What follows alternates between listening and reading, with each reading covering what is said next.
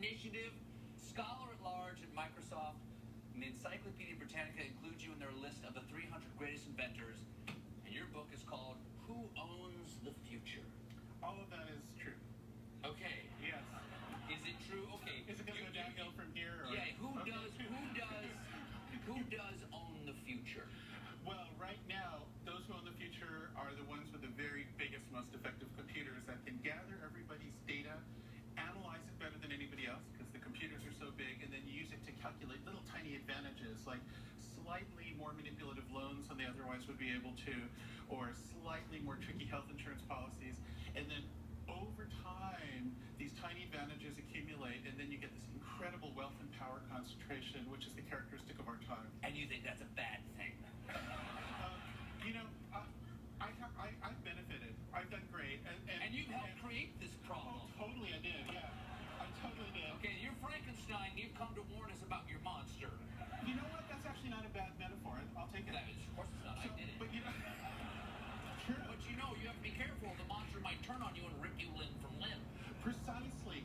So I have a daughter now, and I look at the world and I think, do I want her to be in this privileged, rich family with this world falling apart, everybody living in insecurity, or do I want her to be in a maybe slightly modestly less privileged family in a healthy world with a lot of people who are happy and finding fulfillment? But what's unhealthy about this world? What's the sign of the disease there, Karen? Real wealth is when your wealth is dependent on everybody else's wealth. Real wealth is community wealth. If it's just a concentration, that's fake wealth. That's brittle. It falls apart. It's phony. What are you talking about?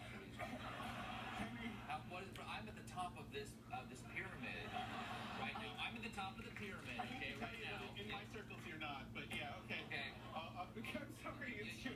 But you know what? Okay. You don't know. See, Maybe I have a secret criminal enterprise. I'm wearing these special glasses that tell me more than you think. Wow. Whoa. No, hold on. I got one too.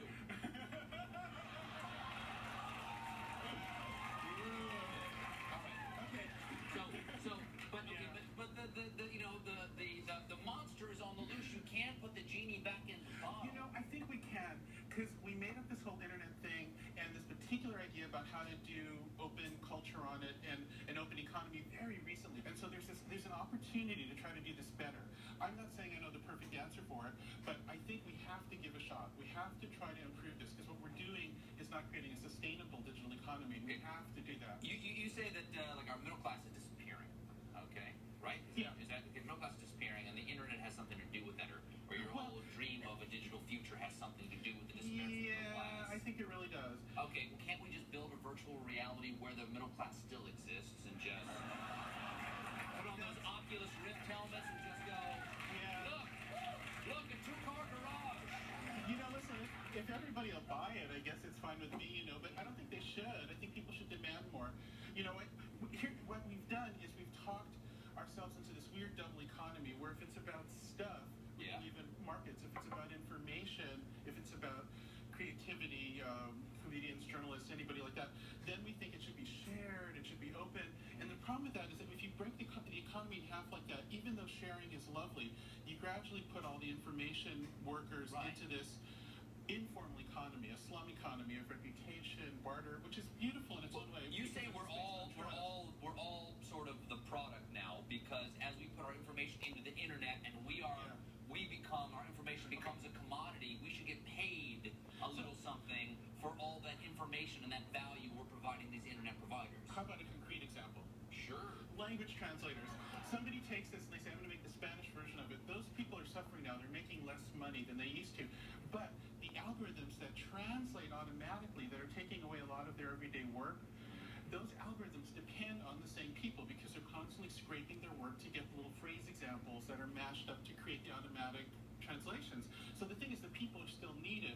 It's just that we have... But eventually we'll get the translation just perfect, you know? We won't, because language... Why? Because language isn't fixed. It keeps on moving. No, it won't keep moving if only robots are speaking it.